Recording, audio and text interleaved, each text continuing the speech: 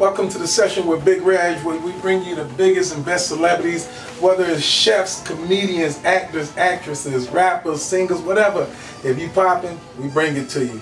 Right now, I got one of the hottest female comedians. You know what? Let me take that back. I got one of the hottest comedians in the country in the building with me right now. Domonique, what's going on? Hey, Reg, how you doing? I'm all right. I'm good. Great show, first off. Thank you for coming through. I appreciate it. I mean, the first time I seen you, mutual friend, my homie Marshall Brandon. No doubt, we have history. Yeah, shout out to Marshall. We was in New York. He had just started, and I remember seeing you. It was outside of a club. It was you and Rashid. Rest in peace. Rest in peace. That was my dude. Yeah. Yeah, that was my dude. Yeah. And I mean, this way you had a different dude. You had like the I had my afro. Yeah, I was walking on that ground, the streets. You know. That gave me the real look of the actual comedy grind. Yes, yes. For the people who don't know, who think that Domonique just blew up, give them a little insight of what it takes to get to the next level in comedy. It's hard. It's hard work. I think you have to, one of the biggest things you have to be, Reg, is this patience. And Martin Lawrence told me that one time. He said, practice your patience. You have to practice your patience. Not get bitter. You can't get bitter. Practice your patience. Keep your nose to the grind. And you should get ahead. If you got it, you're going to get ahead. But it's you got to keep working at it. Keep figuring out a way to keep putting one foot in front of the other. And like a friend of mine told me, it's not if you're going to get where you're going, it's if you're going to last till you get there. Okay. So if you practice your patience and keep a smile on your face and be optimistic, you'll keep moving and you'll keep getting where you're going. What made Domonique want to do comedy? Always was funny, Reg. With my friends and everything, my mother would say, oh, you need to do stand-up and, you know, you funny, you should really get on stage. But I never really took it that seriously because I knew I could make my friends laugh. But one of my friends, as destiny would have it, she was working at the Pentagon, and some guy she used to date, he ended up working there too. And he happened to be a comic, and she told him about me. She was like, my girlfriend funny. And she said she was going to do comedy, but I had a job. I just like, I'm going to do it, but I ain't had no plans on doing it. And I talked to him, and he gave me some good advice about comedy and which direction to kind of go in. And I did it, you know, and I finally went to the comedy club. And they didn't laugh a lot. Don't get me wrong. They did, but they laughed enough for me to say, damn, it might be something here. Okay. It really might, I might be on to something here. So they laughed enough for that. And I guess you could say the rest is history. Now, you originally from Washington, D.C.? I'm originally from Washington, D.C. You had to make that move to New York City. I had to make that move. You have to, I think you have to, along this journey, and I'm still on this journey, and I feel like I'm getting to some of the best parts of the journey. Okay. But I got a lot of advice, you know, and on moving. I wasn't clear on really moving. And then Mike Epps, I met him at this comedy room I used to host with Regg and Joe Claire in D.C. called Tacoma Station. And, you know, we just took to each other, and we've been friends ever since. And he said to me, you know, you got to get out your hometown. You got to move around to give yourself a chance. He said, we don't know how it's going to turn out, but you got to position yourself to at least give yourself a shot. And he was right. You know, one of the best things that ever happened to me was moving to New York. D.C. was good, but when I moved to New York, I'm from D.C., born and raised, but when it comes to stand-up, New York City birthed me. I always give a shout-out to the Boogie Down, because that's where I laid my head when I lived there, you know. So I always give a shout-out to the Bronx. But New York birthed me. It was a great experience. I met great people. Tracy Morgan, you know, the late Patrice O'Neal. You know, I know some great people, Talent Capone. I can go on. I'll be going on all day, Reg. Even up here in Connecticut. It opened me up to being in Connecticut up here with Big Greg. I know you know Big Greg. Big Vader. Yeah, Big Vader. He's an alderman now. You an alderman now. Ain't that wrong? So, but I would come up here and do his comedy room, you know, even up here in Hartford, in Vermont, in Rhode Island. It opened me up to a lot of things. So that was one of the biggest things to get me on my way. So now, from New York City, you make your way to sunny California. I make my way to sunny California. That's a whole different story too. You have to adjust to being there. It's different. The West Coast is different. People are like, well, what is it like? It's kind of hard to describe, but you have to adjust. And once you adjust and figure out how that town works, I think it works for you. And you know, you'll be able to turn some corners out there, I think. Coming from D.C., you go to New York. New York is the mecca of everything. Mecca. So what made you say, you know what, I gotta go to L.A.? Actually, you know what, Reg? I kind of, and I always say this is destiny what have it. I didn't have plans on going. I was in New York. I was there during the unfortunate time of 9/11. I was there. And the work kind of just slowed up in my little apartment. My money was just kind of funny. I was like, damn, I'm about to get put up. What? Oh, God. You know, it was a rough time in the city at that time. And I had two choices. I was going back to D.C. to my mother, or I was going the opposite way and just chill with one of my friends until I could figure it out. I wasn't going to my mom. Because I was trying to prove to my mama that I can do this. I wasn't hardly going back home because she was going to start it. I'll get a job. No, I'm on to something here, Mom. You know what I'm saying? So I went to L.A. and my friend Joe Clay, he's like, I got an extra room. I said, I'm on my way. I packed my apartment up, rolled out, U-hauled it out there with a friend of mine. And you drove? Drove. I didn't know what the way to get there. I couldn't even rent the U-haul. You drove to Cali from New York? From New York. I couldn't even rent a U-haul. I could have rented a U-Haul. I was at the U-Haul in tears because I ain't had no money.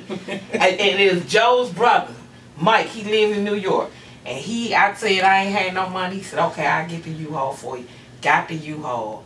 And I said, I'm going to pay you back. I'm going to get this money. He said, you ain't got to pay me back. Just do your thing. You don't owe me nothing. He said, you like my sister.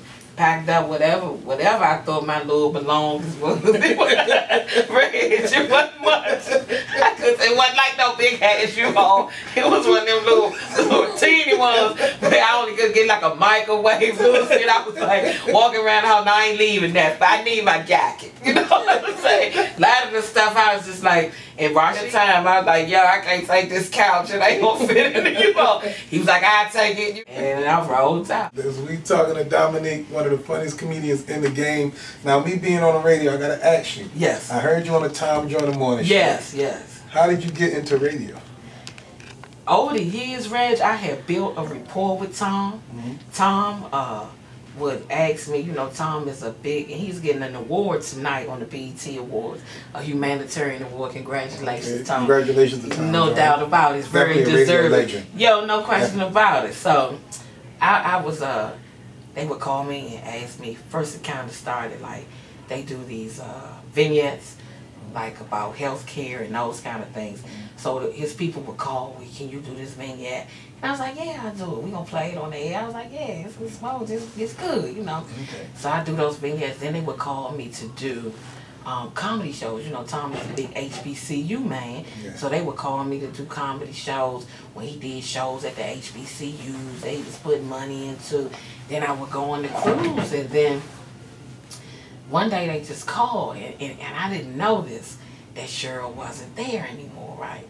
So they was called. They was like, okay, well, you want to just do this, record this, do this, record this segment, and then we're going to play it on the air and see, you know, that Tom here and all this. I didn't know this was like a job interview at first. But then I got wind that Cheryl wasn't there. So I was like, oh, I got to turn this, I got to flip the switch. Because somebody told me, you know, Cheryl left. I was like, word? So then to me, I was like, okay, it's an open space here. You know what I'm saying? So when I did that one, I guess the people liked it and they called back. And they said, okay, well, you're going to do another one. This the upper management said, you're going to do another one, but you're going to do it live on air with Tom and the crew. So I was like, okay. Like, they liked that one. That was good. And they was like, okay, now knock this one off the park. And I sat down there, I was like, okay, because at this point I knew. I was like, okay, if I go ahead and knock this out the park, because I knew what she did on there. I just didn't know she had left. And they were filling that space. I didn't know that. And I went on there, and they loved it. And then they called back late on, like 5 o'clock that evening, and they was like, okay, you got this such and such and such, laid it out. I was like, I'm ready to go. Tell me when to show up. But it was such a blessing for me, especially with him in syndication, Reg. Yeah. I was able to be heard by so many people. So, and with all that, like, people would ask me, so you know, you're not on there every week. I love Tom. He's been a blessing to me. He's a class act. Yes. And me being on that radio show really helped me turn a corner. And I'm like, you know, like Joe Clark from Lean On Me, I'm eternally grateful. Yeah, no doubt. He's been a blessing to me. I ain't, hey. Now, tonight you did the Funny Bone. Yeah. It was a smaller room than I seen you. I know you want to go to the movies. Yes. Anything in the making? Well, I just finished doing the 2nd season of Black Jesus. Oh, okay. Okay, so I'm working on that. I just did a special. I also did Last Comic Standing, too. Yeah. Yeah, I did Last Comic Standing. So, and I'm working on a television show. I've been in some meetings and stuff, and so we're going to see how this work out. You know it's Hollywood, Reg. We talking, we working it out. Now, you being in L.A., I always hear that it's a little tougher for us to get roles out there. How it true is. I think it is. I think it's tough on us, but it's tough on us everywhere. It's just tough on us in life, you know.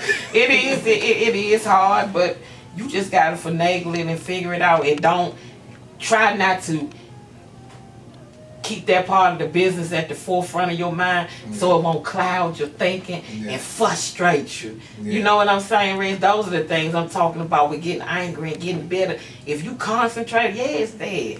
It's there. It's everywhere. It's hard for us everywhere. We always run into roadblocks here and there because of our color. We're accustomed to that at this point. Exactly. But you can't make those things your excuses and get angry at those things. You got no, you can't let it stop you, because it'll stop you, run you into a brick wall. And you can't do that. So you just gotta say, I'm gonna finagle my way, I'm gonna get what I want. I'm gonna get it on my terms to a certain degree, because you know, it gotta be on their terms too. Yeah. You know what I'm saying? I'm gonna get it on my terms to a certain degree, and you know, God ain't brought me this far to drop me off, so I figure it out. All right, now, whenever Hollywood does these movies of the greats, you got Jamie Foxx playing Ray. Yeah. Mike Epps, shouts out to him. He's about to play Richard Pryor. Mike, yeah, no doubt. Who would be the character that Domonique would play? You talking about like a legend? Yeah. It probably right now I would have to say Mom's maybe. It probably would be Mom's. Wow. It probably would be Mom's. I think that would be the perfect role. Yeah, it probably would be Mom's. Yeah, it probably would be. How cool would that be? Oh, that'll be awesome.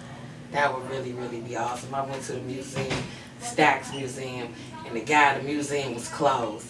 And one of the radio station down in Memphis, she was like, they opened it up, it was closed. And when the guy opened it up, he's like, they said you kind of reminiscent of Moms. I was like, I'll take that. You know what I'm saying? So it probably would be her. That's perfect. Yeah, you know. Hey, it's The Session, Big Reg, Domonique. Let them know your Instagram, Twitter, always they can find you. My Instagram is Domonique Comedi, C-O-M-E-D-I. Twitter, the same thing. I don't have no long name. You know how some people have. And I'm making money, I'm loving life, I'm killing them, they can't see me. I'm walking down the street, I dress the best at Tiffany. No, it ain't none of that. It's just at Domonique Comedi, C-O-M-E-D-I, comedy spelled with an I. That's all really. All right, I want to thank you for sitting down and talking to me. Thank you so much for coming here. It's a pleasure, always. Always. Big Reg, Domonique, The Session, hot937.com.